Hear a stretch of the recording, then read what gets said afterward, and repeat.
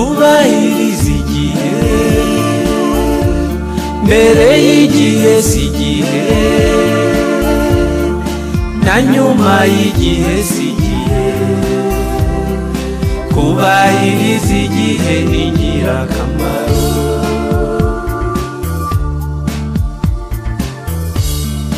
Niba ufite umurimo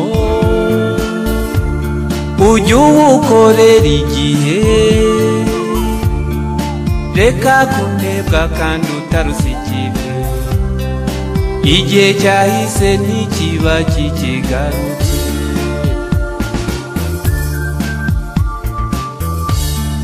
Nakererewe ku kazi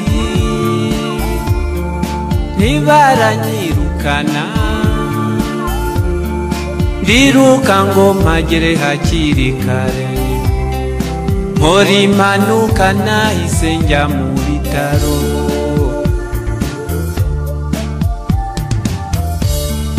Banzaniraga ibiraka, n'ejo nzaba mbirangije. Nk'ababeshya sinubahiriza igihe, bancitseho bose ubu ntibakigaruka.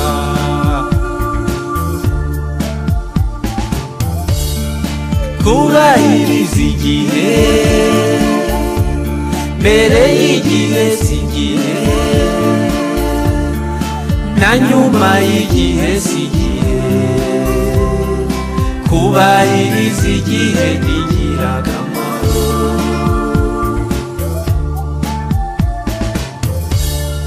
Nakatishije tike bampaye iya saa sita, ndengeje iminota 2 gusa, ngo nta gahunda ngira bantaye kare.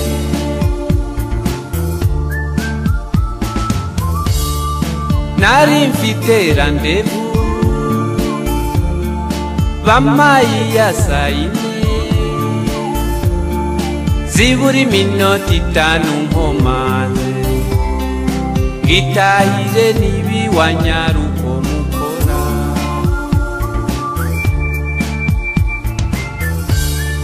Natumiwe mu birori bampa ijambo ry'iminota 4, ndaryoherwa maze ndarondogora. Bambuza kuvuga ngo rwaniki.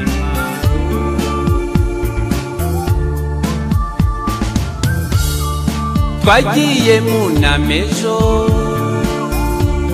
yatangiraga saa 2, n'ubwari abanyarwanda ni saa 4.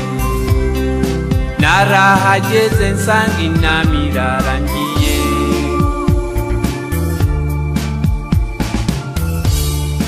Kubahiriza igihe, mbere y'igihe si igihe,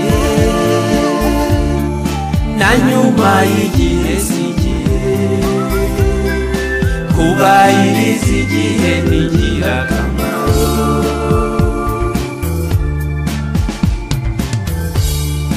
Bakristu b'iki gihe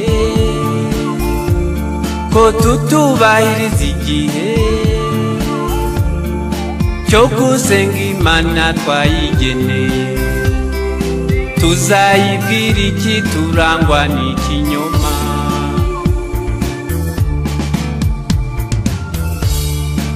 Ibi bihe turimo mwitegereze neza, abapfayo ngo barata igihe, abanyamutima bo bagikomeyeho.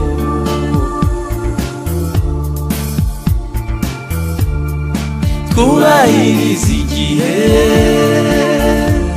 mbere y'igihe si igihe,